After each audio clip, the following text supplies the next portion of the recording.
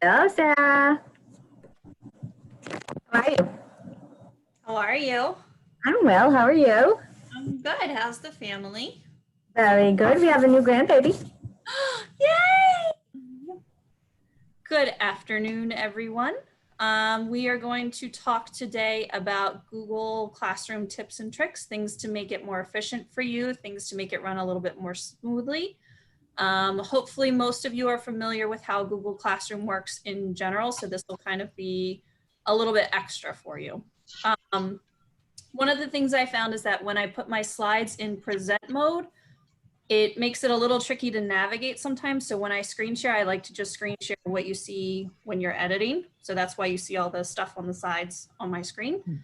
And if you want to follow along on your own, the link to the slides is up here at the top. You can just type that into your browser and follow along if you like.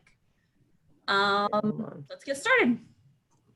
So the first thing we can talk about are email notifications. A lot of times in Google Classroom, you get emails about everything. You get emails when students make comments or they reply to each other or they turn something in or they ask a question or anything. If you're the main teacher, that's probably okay, but a lot of us have co-teachers on our classrooms and they don't want all of those notifications. So you can go in and customize which types of email notifications you get. And that's simply by going into Google Classroom, going into the class you want to change that for. In the upper right-hand corner, there's a settings icon, that little gear, and you can scroll down and it's in those settings. And then the other thing a lot of teachers like to do is they like to clean up their stream. And what that means is when you post assignments, a lot of times your assignments get posted not only in the classwork section, but also in the stream section. So the students get overwhelmed. They're not really sure what they're looking for.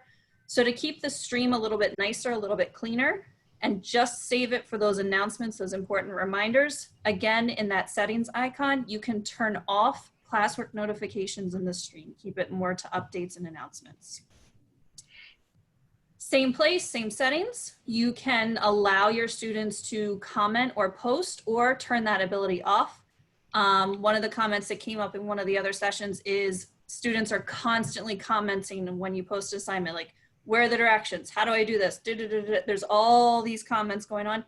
You can shut that down. This doesn't shut down their ability to contact you as the teacher. It simply shuts down their ability to make public comments and public posts for everybody who's part of the classroom to see, including the other students. We need to talk about assignments. So when you make an assignment in Google Classroom, there's 3 different ways that assignment can be presented to the students. It can be assigned as a view only. This would be something that is generally a handout piece of paper, a list of something, a reference that you want them to go to. Think of your syllabus in the upper grades, or a list of character traits or math equations or examples of specific types of organisms. That would be a reference. That would be something you want the students to view only. If you choose them to get a file as an edit, that means they're all editing on top of the same document. They're all collaborating. They're all working together.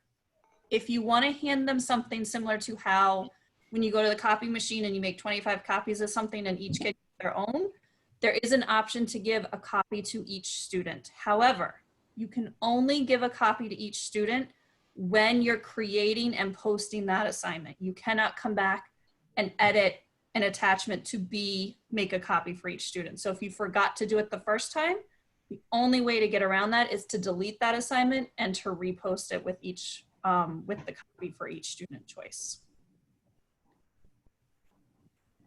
The other thing you can do is you can schedule posts. So let's say you have a terrible habit of Monday morning, you always forget to post the math assignment. It just slips your mind. You get them all out there, but not the math one.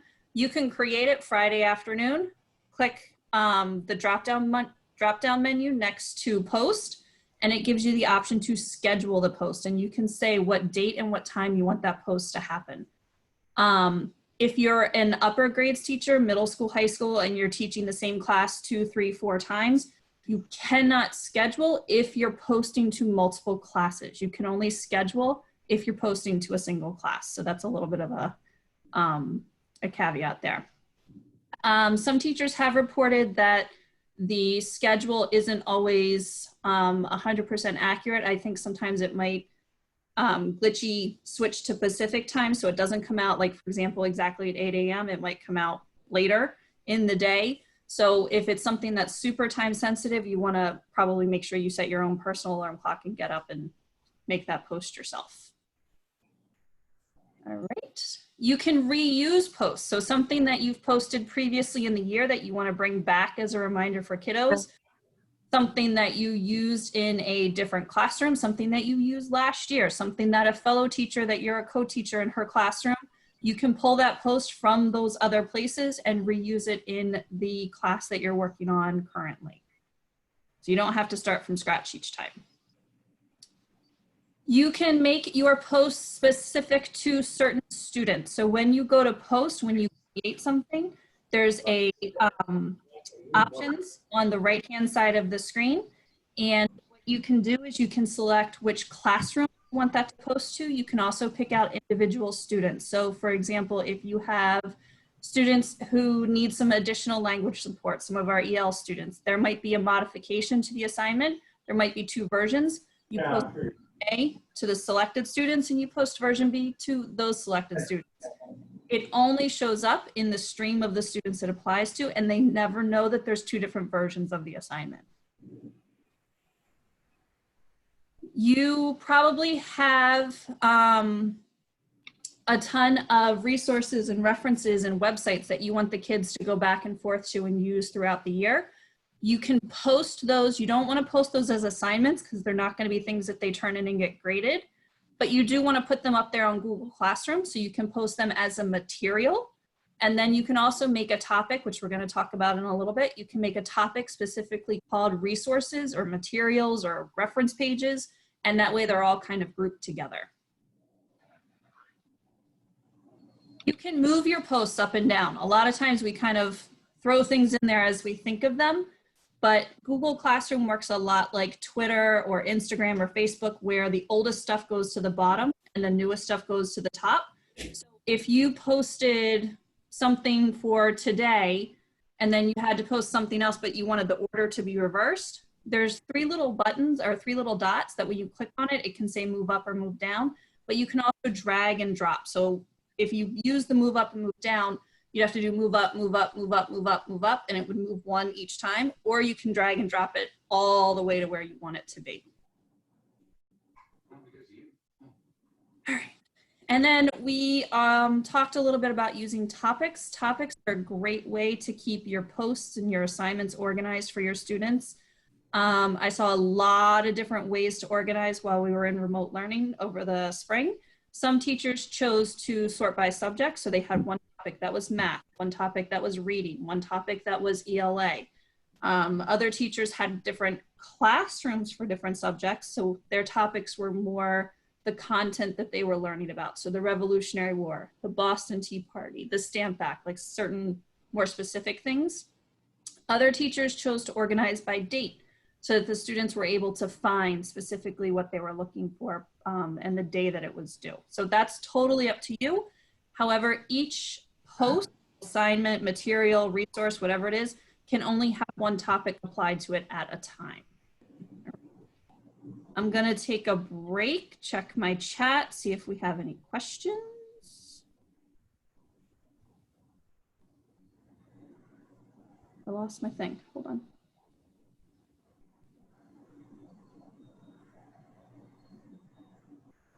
Good, any questions, everybody? One more people. What's up, Kate? You're muted. Will you go over where it is in settings to turn off notifications? Yep, so. Or did we do that last time? Because I only have one section turned off. I'd have to look, but I know if you go over, you can turn off email notifications, emails for comments. There should be like 3 or 4, I think, buttons. But we'll look if you want, if we can screen share when this is done. Okay, thank you. No worries. So, Sarah. Yep. I was glad you said something about you can't, if you have same assignment, 2 classes, you can't schedule it. I tried that so many different times. So when we were doing remote learning, and it was so frustrating. So I would just assign it to that one class and then reuse it. Yes. Yes. Work So I around, could yes. do, so that I could do. Okay. Right. You can't do them at the same time. You can do them one by one. Like, so for example, if you had 3 sections, you would have to schedule it 3 different times. Okay. I thought it was operator error. Nope. If you're doing it like you want it to post right now, you can schedule it. You can just post it and it'll post to all 3 of those classes at the same time. Yep. But it's the scheduling one that I thought was a really good feature, but when I tried to use it with my 2 8th grade classes, I couldn't do it. Correct. Okay. Okay. Good. Good to know. All right. Back to the slides. Nope. All right. So next, one suggestion that came up from different references that I was using, a lot of teachers created a special topic for completed assignments, things that were done, things that were graded, things that were given back. They actually took them out of the topic that they were sorted into and put them into a generic topic called completed topics. It helped the students know when to be done with something, like we're moving on from this. And it kind of condensed that long list of topics that you might have over on the side. Sometimes it gets a little cumbersome. So to take all those old topics out of there and put everything into this generic single topic, clean that up a little bit for teachers. A lot of teachers also like to use emojis or icons at the front of their topic titles. It helped the students to know what to look for. If you're looking for a red heart or a green clover or, you know, a smiley face even, it could be as simple as just a generic smiley face. It gave them a visual cue of this is where you need to be, this is what you need to work on.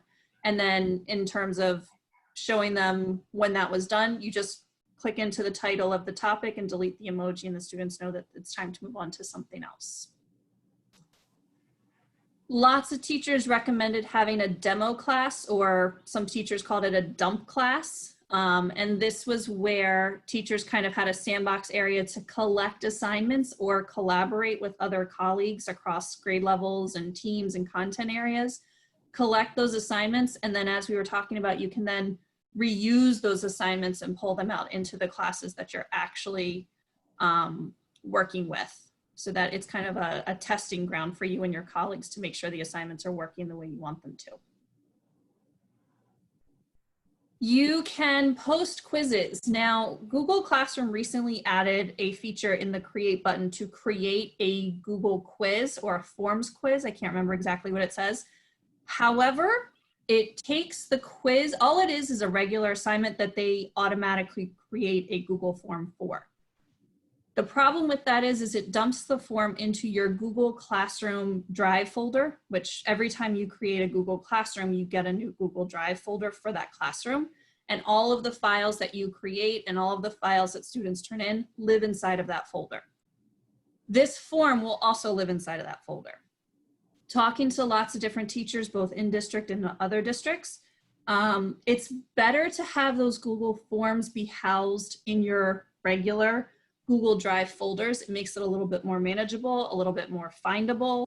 You can collaborate better with colleagues, whereas if it's in the Google Drive, the Google Classroom folder, it makes it difficult when you want to pull it out and use it for something else. So if you want to give a quiz in Google Classroom, sorry, you want to make your form beforehand, you just open up your Google Drive, go to the New button or the Create button and find the Google form, make your quiz, and then go back into your assignment, and then you can share the link to your Google form that way.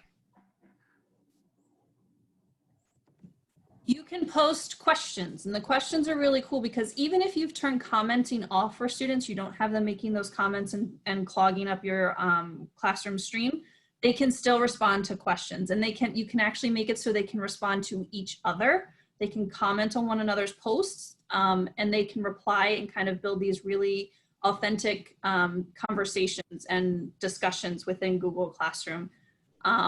So you just post the question. There's a couple of different options. You can make them multiple choice or you can make them open response. You can allow them to go back and edit their responses. You can allow them to comment to each other, and then you just post it and you watch them kind of reply and take off from there. You can build rubrics for the assignments that you make. So right when you're making, when you click on the create assignment button, towards the bottom of the field, there's a place to create a rubric. You type in how many points each section is worth, the name of each section, and kind of a brief description. And that way the students know what your expectations are for the assignment, but at the same time, it makes it a quick way to give them feedback, because you can say, hey, you did a great job in this area, but not in this area. So that's why you didn't get full credit for something. So it kind of has that built-in feedback where you just have to click around when you're grading something.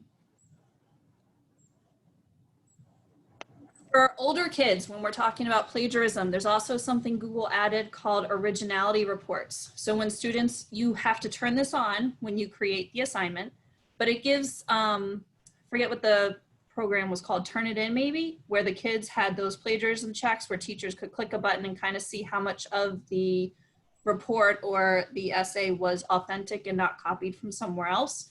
They get 3 tries. So if they have something they're ready to turn in and they do one of these reports and it comes back with a not so good response, they can try again. They can go back and rework it and rewrite it. They can come back, they can check it 3 times before it won't check it for them anymore. So you can do this on all of those longer essay response type assignments. You can make private comments with the kiddos. So if you've ever noticed on the assignment page, when you click in, there's, for the students, it lives on the right-hand side underneath where they see all the assignment files. They can make a comment that goes directly to the teacher. Nobody else in the classroom sees it, and the teacher can reply back to them.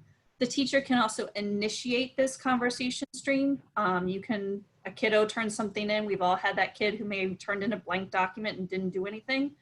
The teacher can give the assignment back, make a private comment. Hey, I noticed you only answered the first question. You didn't answer the other 24. What's going on?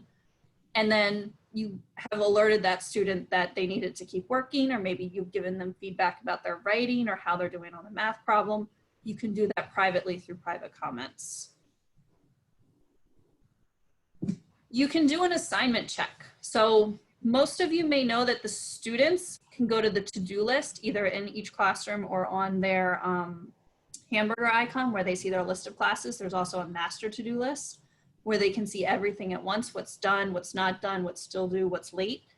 But teachers can see that too. If you go to your people tab, you can click on a student and you can kind of see a mini report of how their work is going, what's late, what's missing, what's done, what's not. And you can either screenshot that, or I think you might even be able to copy and paste that and send it in an email or a conversation to mom and dad so that they're up to date and can kind of see that, hey, Jimmy's not doing his work for class. This is why he's not going to get the grade that we want him to have on his report card.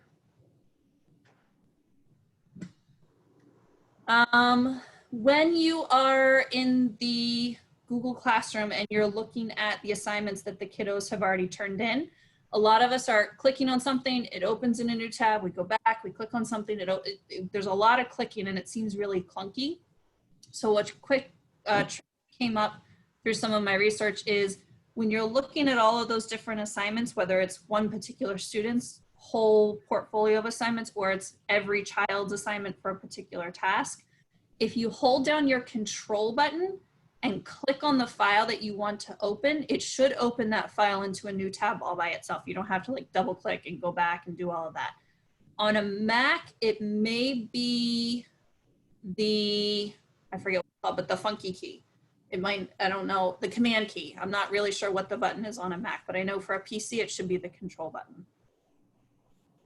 Okay. Questions? Like I said, it's really fast. Pretty good? Yes, Pam.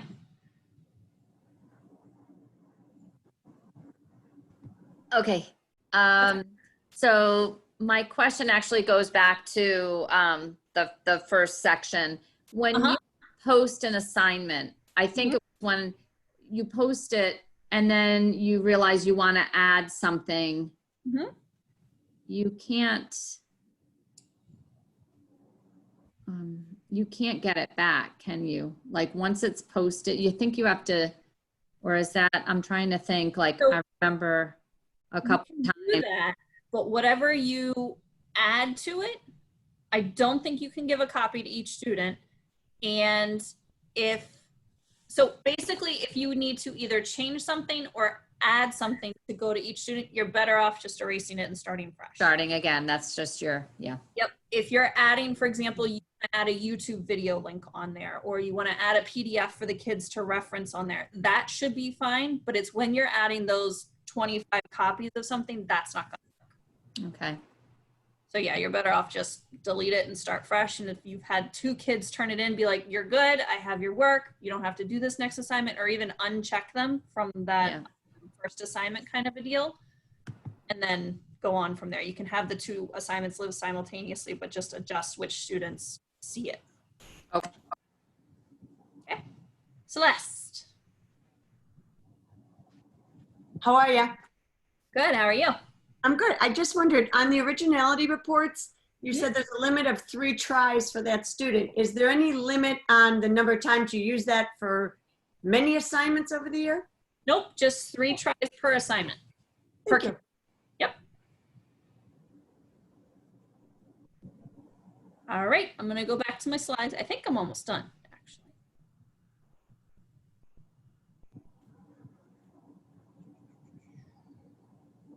All right.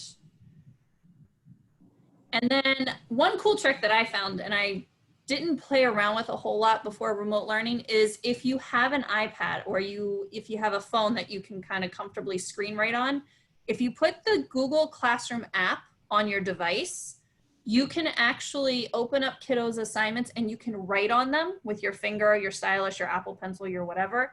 And you can actually, just like when you used your trusty red pen in the classroom and you're writing all over students' work and you're circling things and you're doing all that, you can do that with the Classroom app. You can't do it on a PC, on a Chromebook, on a Mac or any of that. It only works with the mobile app. But particularly math teachers have found that to be particularly useful when you're trying to show kids specific errors that they might be doing in their equations or in their arithmetic. And then I ran out of squares, but a couple more that people said I should talk about.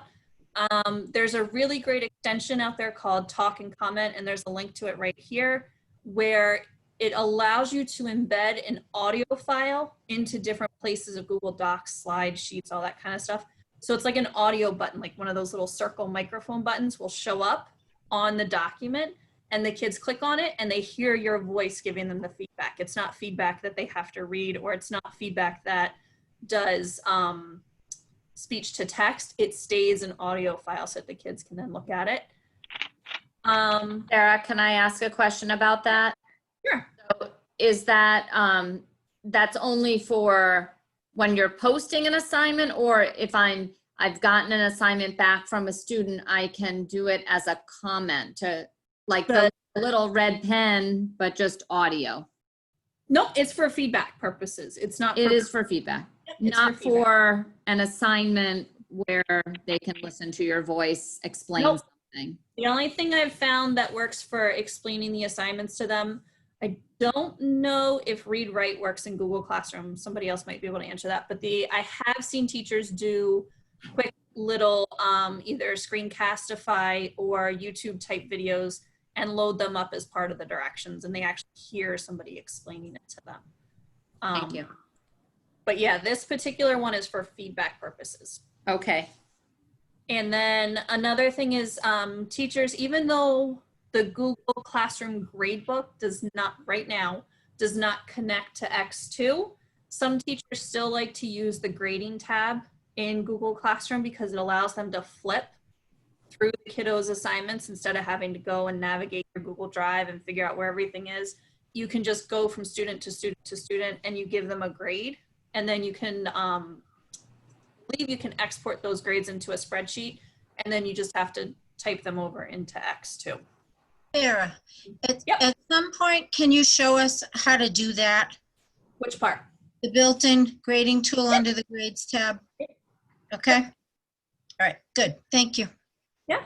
The other thing teachers mentioned is particularly art teachers, PE teachers, Lower elementary teachers where kids are kind of drawing pictures, making models, doing things that aren't necessarily tech friendly, but they still want to see evidence of what the kids are doing.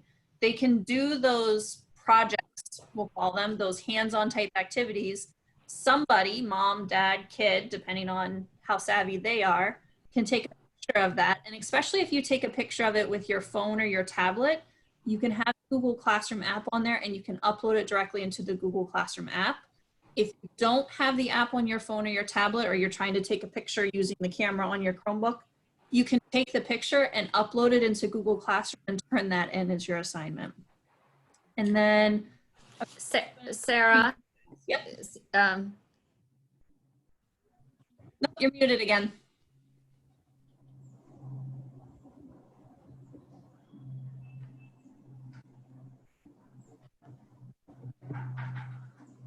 You're muted, Pam. sorry. That's all right. Okay, I just need you to say that one more time, but when they're uploading a picture and it's going to Google Classroom, where does it show up for me to look at it? Like, where is it showing up? So, for example, if you posted something and whether you had a template or an attachment or whatever, if the child decided to post something to you, it'll still show up in that grid where everybody's assignments are. It should still show up there. But the other place it'll show up is in the folder for that assignment in that classroom in your Google Drive. So it lives in one place, but it shows up in both. So it'll show up, you're saying if I'm giving each one a copy of something, a Yep. copy, they're Yep. taking a picture of it, they upload it, and I would find it in that. It'll still be there. Yep. That's awesome. Thank you. No problem. So Sarah, Yep. Who's talking? I'll right this minute. I have traditionally and probably only posted assignments as Google Slides. Yep. Is that unusual? Should I be doing it differently? I'm not sure. I personally prefer slides. I like slides. Okay. I think it gives you more flexibility on where things are. And when students add their information, it doesn't send the formatting all crazy, which drives my OCD brain crazy. I just can't handle it when they start typing on a line and things go totally out of whack. If you're more comfortable with docs, for those that are, a lot of things that I've heard from various online sources say that if you're more comfortable with docs, the best thing to do is to put a table in there so that all it does is bump things down instead of sending things wonky on different lines. But like I said, I like slides. It gives you the option to put those text boxes all over the screen. Right. A picture in, it doesn't throw everything else off kilter. Make the page all different sizes. You can change the colors, backgrounds, you can fill things in. I like slides. It just seems really flexible and lends itself very well to that. Great. Thank you. Yep. Hold on one second, Pam. Terry, you said you don't understand where it is. So in the slides, there's a link to the Google Chrome store. And then you should be able to download it. I don't know if I've allowed it yet because I played around with it on my personal account. I haven't played around with it on this. No, you should be good. Sarah, what are you talking about downloading? So there's an extension called Talk and Comment. And what it allows you to do is put little audio bubbles, and you can audio record your feedback for the students, and the students click on the little audio bubbles and they hear you. So what you do is you go to the link. I'll put the link in the chat. And when you go to that link, you put add to Chrome. And then you just kind of follow the prompts. You have to allow the microphone and all that kind of stuff. And then when you're working on someone's slides or someone's doc, you click on the extension icon. It'll prompt you with directions of how to do it. And then when the kid gets their document back, they click on the bubble and they hear you talking to them. That was my question. So I'm just going to open the chat and double click on that link. Yep. It walks me through. Yep. It walks you all the way through the process. And there's actually little slides. When you click on this link, there's like a little mini slideshow that kind of shows you how it works. So should I copy it now and put it somewhere? Because once in you the close slides. this out, So it's in the slides. If you click on the slides, which are on the website that Dr. McIntyre sent out a little while ago, oh, if you okay. click on those slides, it's linked in there too. So it's not lost. Thank you. Nope, not lost. Bob. So for proof of viewing a video, Mm-hmm. what do you recommend? You know, how do I know someone's actually watched the video? I mean, I can ask a question somewhere in my assignment, but You could, absolutely. You but is there a more elegant way of doing it? So you could do that. You could also, there's Edpuzzle, which The puzzle was what was being recommended to me. We didn't try it, but that's, you know, can you explain what that would do? Absolutely. So Edpuzzle lets you take YouTube videos. So the only thing you would have to do is you have to take whatever video you're using. If it's not already a YouTube video, you would have to put it in YouTube. And you can make YouTube's unlisted so that like Joe Schmo can't find your video. Only people who have the link can see it. But you put your video in YouTube and then you pull your video into Edpuzzle and it allows you to embed stop points along the way, like comprehension checks basically. And you can ask the students questions, or you could just have one question at the end that says, what did you learn from this video? It does allow you to stop skipping. So the students have to watch the whole video in order to get to the checkpoints and the stopping. And then you would know if they saw it or not just by how they replied at the video. Like what was the first word that's, you know, so-and-so said when they came on the screen. It could be something as mundane as that, like not really a comprehension check, but just something to make sure they were actually watching the video. The only thing with Edpuzzle is we don't have a subscription to it. So you will be working with the free version. The only thing the free version has is it has a 10 video limit. So you can only have 10 videos in your library, which means once you got to that 10th video, you would have to delete one of them in order to make your next one. Pam. Back to the taking a picture and uploading it. I think you had said that the students have to do that on an app. Nope, it works better on the app. It's easier on the app, but they don't. Okay, but they could take their phone, take a picture of it, and just upload it. Yep, absolutely. Thank you. Anybody else?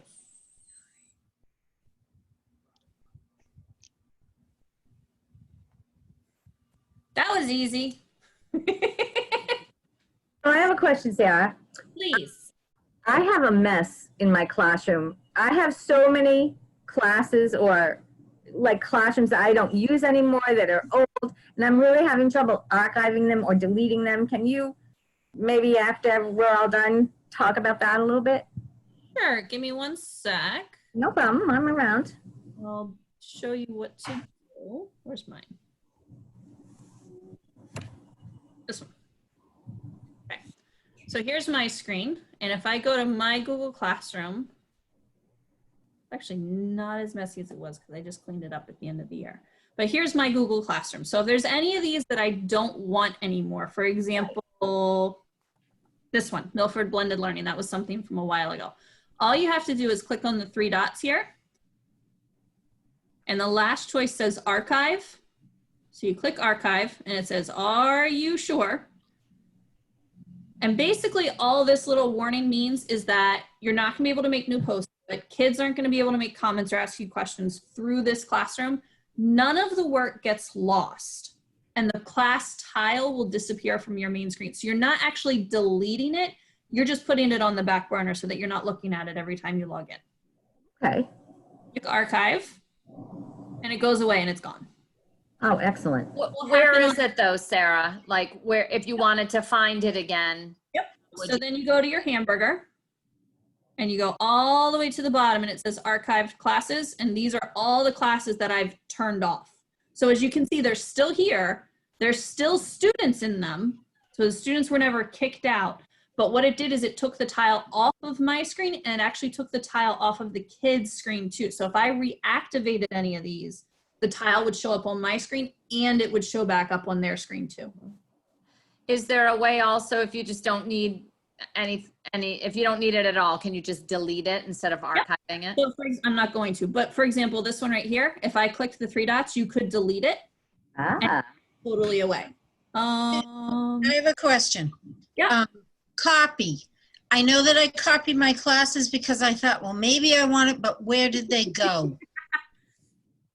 They should be here. They should be here if you make a copy of them. So for example, this one, if I copy it, that's the copy of it. I click copy. Yep.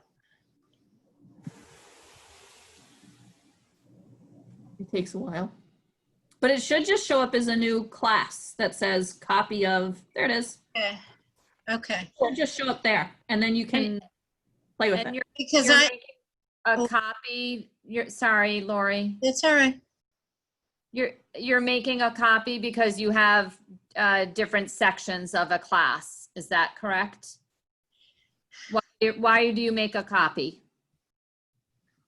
Well, I made a copy because it was recommended, I think it was from Steve Weber, make a copy of your classes. So that's why I believe it was something that he sent out. So I made the copy because there are assignments that I probably will use again because my schedule changes all the time. My class load changes, my grade level, Right. everything. So you So don't have to make a copy of them. What I would recommend is having a master class. And you need a master class? huh? Create a master class? Yeah. So what I did right here, I did one as like a dummy one. I did like a PD question bank. So questions that I find myself posting in Google Classrooms all the time, no matter if it's Google-based, if it's whatever. So questions like, tell me about yourself, or create this essay or whatever it is, or solve this math problem, something that you find yourself using all the time and you know you're going to have to use it again. Dump it in that master class. As you can see, it has 0 students. I'm the only person who has access to this. And you might want to add your colleagues if you do a lot of like teamwork and stuff like that where you share assignments. That's your call. But all of those assignments will live here and they'll be untouched. And that way, when you want them, you go into the class that you want them to be in and you reuse the post and you pull it over. Okay. But all of your assignments live in that one main master class. So even if you archive, delete, can't find, you can still pull them up out of that master class. Sarah, I have a Yeah. question regarding that. Hi. So if you would copy either by class or just copy the assignment, document, whatever, how is that being stored Google Drive wise? So just let me pull mine up. I'll show you. So when you go to your Google Drive, you have a classroom called Google Classroom Folders, I think. Yep, nope, not that one. Sorry. The dog.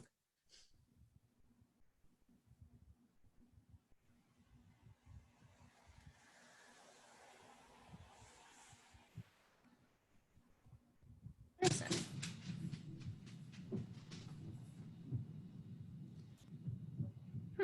I guess what I mean is if I had a master class where I have all my documents and forms and things, and I'm copying and pasting them in my real class, where is it being redirected from that original dummy class, or does it make It'll it? live in both because it's Okay. in your master class. It doesn't get moved. All right. So you'll have actually 2 versions of it. You'll have your original version from your master class, and then you'll have your version that you use, because when you reuse a post, when you hit the reuse button, it gives you the option to edit it a little bit. So maybe you want to add an extra video, or you want to change the directions for the specific time you're using it.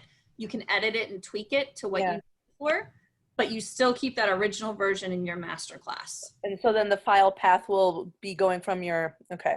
But you'll have 2 copies of it. You have the original and the newly tweaked version. Okay, cool. Thanks.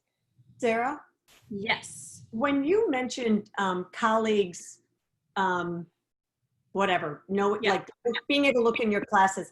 If I were working with someone else or two other people and I let them in as students, that's the only way they'll see the student view, Yes. even though their email is a true staff person. Because I didn't let them in my classroom as a teacher, they will actually finally see kind of what it looks like from a student view. Correct. So one of the things that Google Classroom does not offer, teachers around the world have begged for this, is as a teacher, we don't know what the students see because it does look different. They don't have all these create buttons and these buttons, and things are in different places based on where you are. My recommendation is, like Celeste said, if you join a colleague's classroom as a student, so all you have to do is when you go into Google Classroom and you go to the plus sign, instead of creating a class, you're gonna join a class. You'll type in that colleague's class code and you'll now be a student in their class. That means they're gonna have 20 out of 21 assignments turned in because you're not turning anything in. So there's always gonna be that one kid that doesn't turn anything in, and it's gonna be you. But once you join their class, you get to see what it looks like on the student side in Google Classroom when a teacher makes an announcement, when a teacher posts a quiz, when a teacher adds a material or puts a YouTube video up there, what it looks like to turn something in versus submit it. So you'll get to see all of those differences for yourself, and you'll know what the kids are talking about when they say, I can't find this, or I don't know where this is, or I don't know what the hamburger does. You'll be able to answer those questions if you experience it. It doesn't mean you need to stay a student in the class because you can always kick yourself out. You can always unenroll from it, but it does let you see. Or maybe you have a colleague who says, I posted this assignment. The kids keep saying they don't know how to do it. It's not attaching the way it's supposed to. Can you check it out? Here's my class code. You can hop into their classroom, check out what's going on for them, give them a little bit of feedback, and then you can get out of their classroom too. Sarah, can I ask- Co-teachers are a little different because co-teachers can they can do the same thing that you can. They can make assignments, they can email parents, they can email students, they can do all of that. They're gonna see the same teacher controls. They're not gonna see what the students see. Could I ask one other question? Of course. I use master classes because a co-teacher that's now at Woodland, Janet, taught me doing a master and then reusing to my 6th, 8th grade, 6th, 7th grade, 6th grade classes made my life better. Yes. So I made 3 master classes per grade. Going into this new school year, do you recommend, I'll just archive those masters. That's easy. But Why? well, that was my question. All those, I have 18 classes, 6 per grade. Should Right. I delete those or archive those? I would keep your master classes because those master classes contain the assignments that you're going to reuse again this year. Okay. So I would not do anything to your master classes. Those are your question banks. The individual classes, the 6 per grade level, archive those, get those out of the way. And that way, when you create, however classes are going to be organized next year, when you create those classes, your master classes are already there. You already know how the assignments are. You already know what they're titled. You already know how they're sorted and filtered. You just have to reuse those posts in your new classes.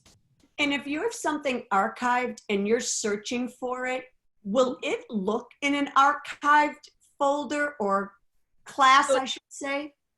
So it will, if you do a Google Drive search to find something, it will still show up because all of those files are still there in your Google Drive. They don't go anywhere.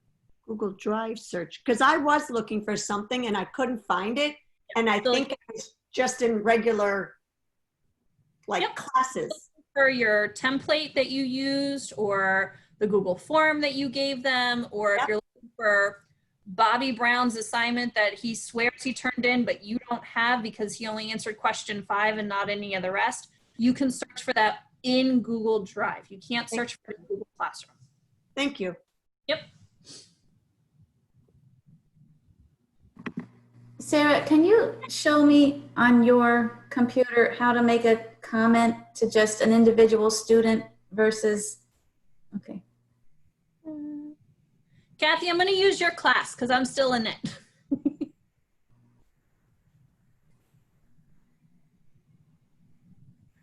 me find the right one. That one? Yeah. Okay. So if I go here,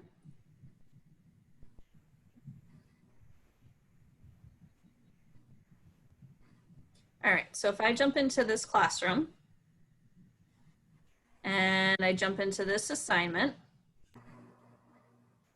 and I want to look at,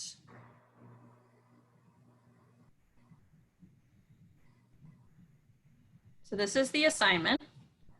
Okay. And then I want to comment on a particular student. Over here on the side, these are the comments that you can give to your student when you're looking at their work.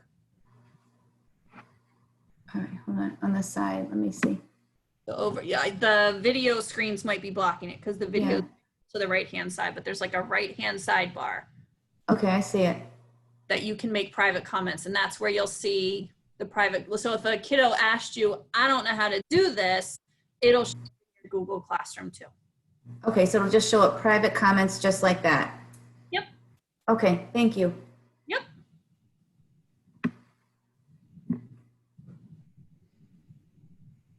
Anybody else?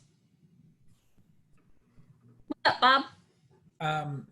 So in the spring, I was trying to do project-based learning that extended over weeks of time.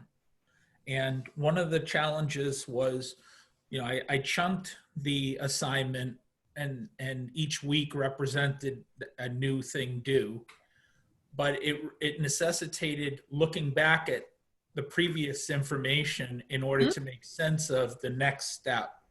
Sure. And, since they were creating that thing that they needed to look at, and that wasn't happening. Okay.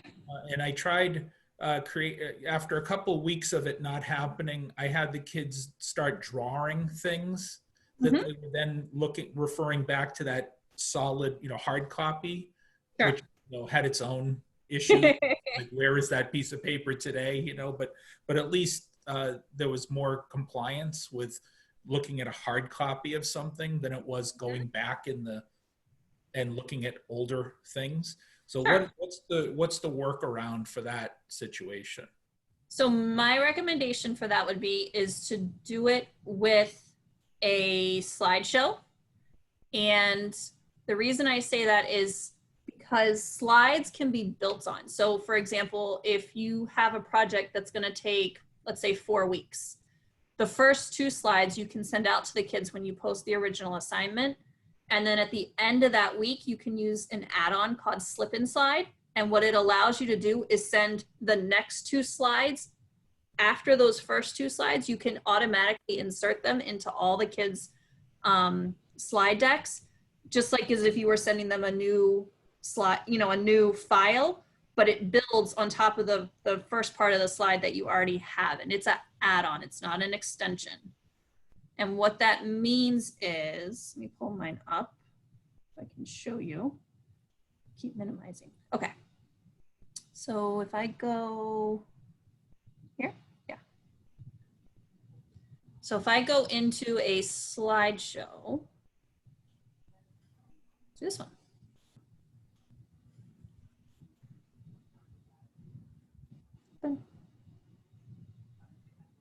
There we go. And up here on add-ons, I have it already called Slip in Slide, but you would go to Get Add-ons.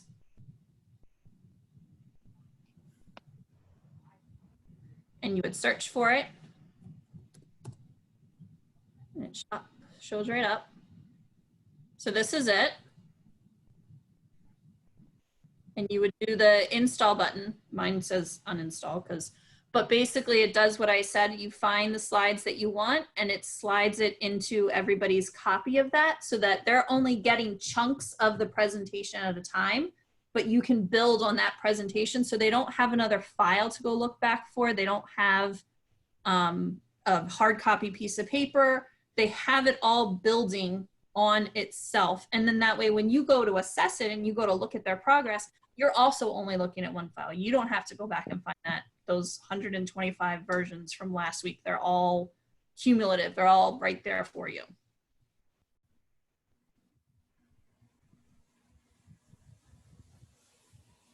Sarah, could I ask you a question back on the talk and comment? Uh-huh. So I went and did the talk and comment, kind of listening, multitasking here at one time, because I always feel like when we get off the Zoom, all my memory and knowledge goes right with the Zoom call. It like sucks it out of my head. Sure. I'm sure nobody else feels like that, but thank you, Pam or Patricia, for smiling. So I went and did it, and it said, your mic is on. And I said, awesome. And then I couldn't find you guys for a second. So I found you guys. I'm back. I don't know where talking comments sits. So like I have something loaded. I don't know what it looks like. I don't know how to find it. I don't know what I just did. It's a extension up on your web browser. So you have to open a web browser. Okay. And then up on your browser bar next to where you would type in a web address, it should be there. Okay. Little icon.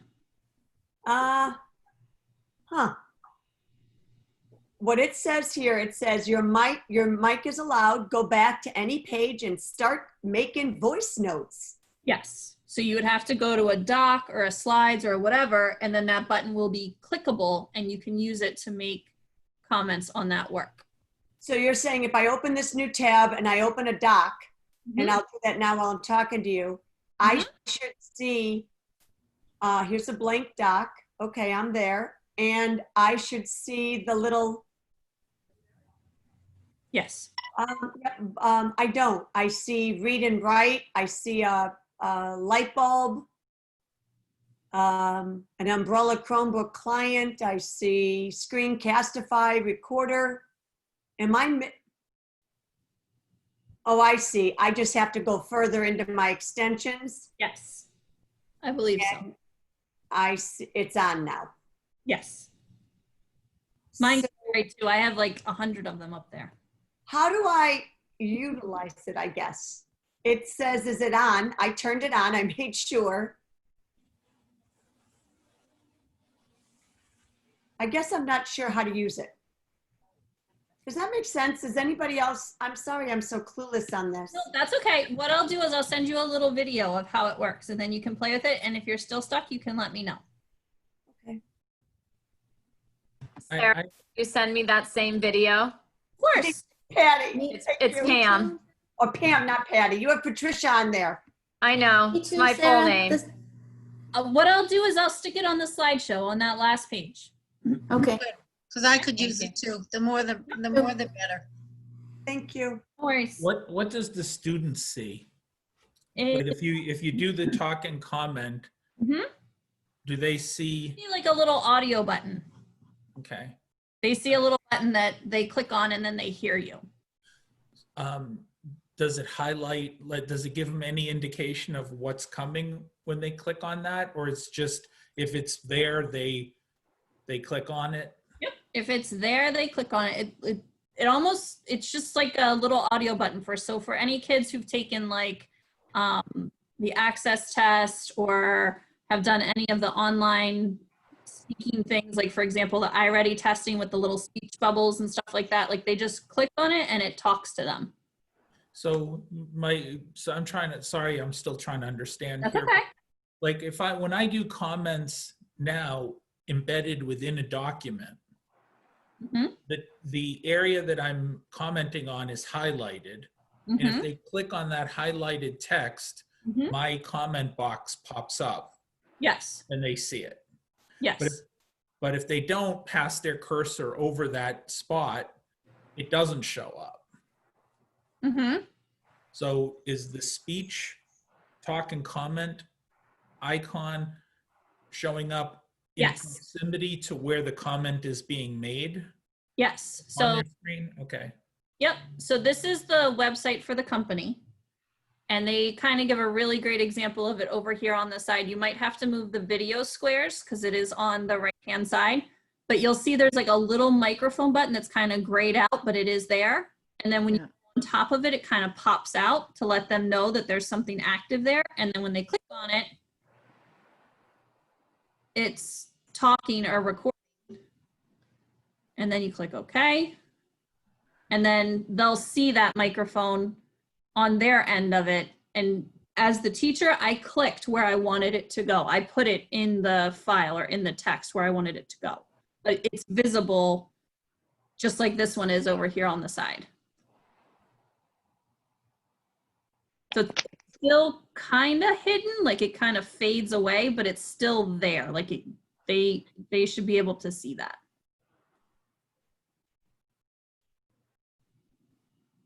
I gave up on the comments in the document and just started going with the private comments only. Yeah. At least then I knew they were seeing it. Mm-hmm. Sarah, I have a related question to that. So it can be in any, we can use that talk and comment. Is that what it's called? Talk and comment. To in Google, like if they're working on a Google slide or they're working on a Google Doc or a Google form. I don't think a form, because a form, you're not giving feedback on their answer page. If they're getting feedback from their quiz in Google Forms, it's coming in an email to them. They're not getting that the same way.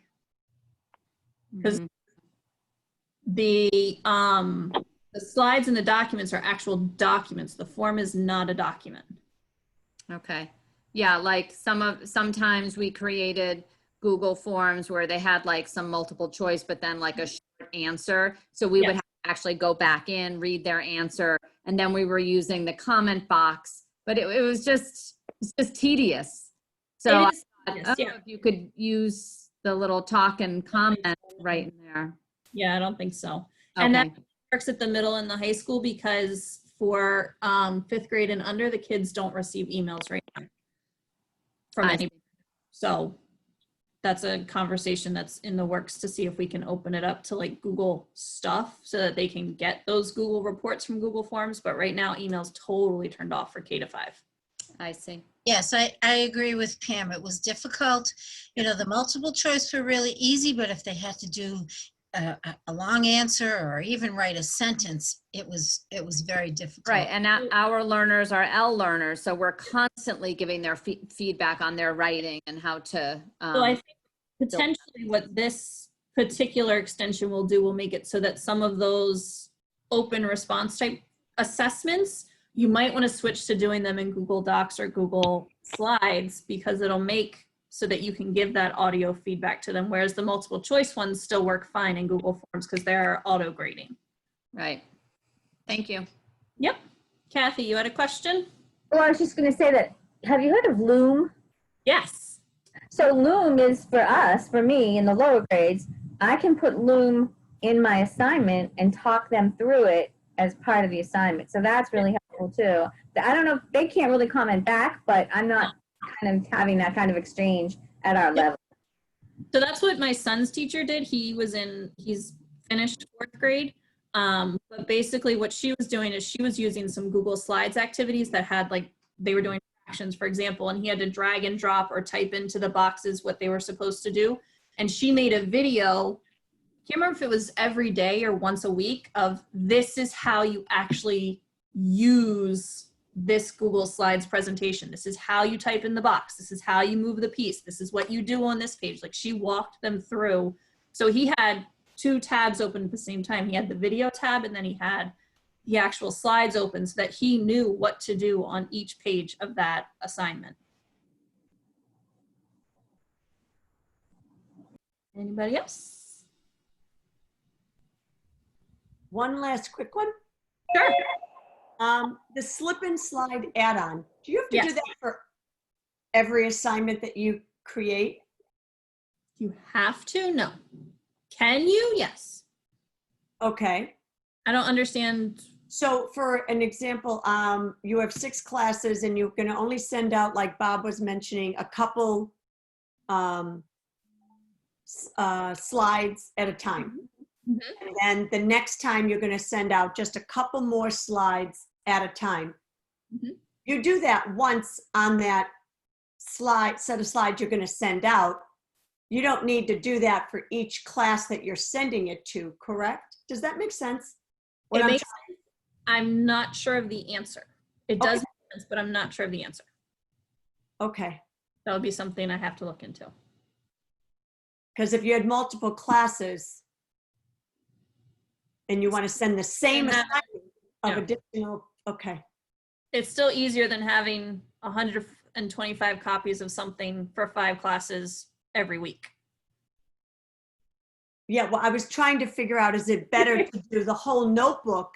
Like I was going to try and create a notebook and then have the kids only do 1 through 4. The Yeah, problem but is, you're always going to have that kid who's going to do 5, 6, and 7, and you're always going to have that kid who only exactly, do 1 and 2. exactly. It's better to do, even if it's a little bit more work, I think the slip and slide, even if you have one of those digital notebooks, it's still better to do the slip and slide, even if you have to do it for every class. Could I develop the digital notebook all encompassing and Yes. then send out the first 2, then send out the So next? what you would do then, what you would do for that one is you would have 2 separate files. You would have your template file that has all 125, 100 and 200 pages of it, however many pages it is, right? You would make a new slides file, and from slides, you would import slides from the template. So you would only pull over the slides that you wanted for the first time you used it.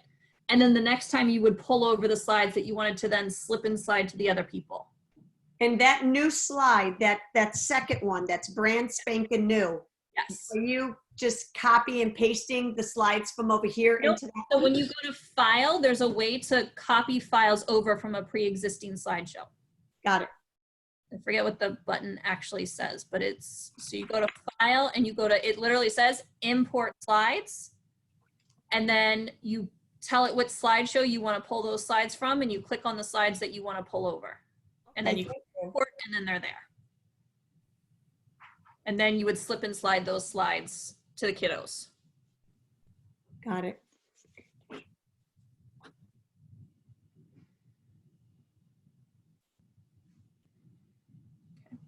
Anybody else? All right, I'm gonna stop the recording. If you have any other questions, please feel free to ask.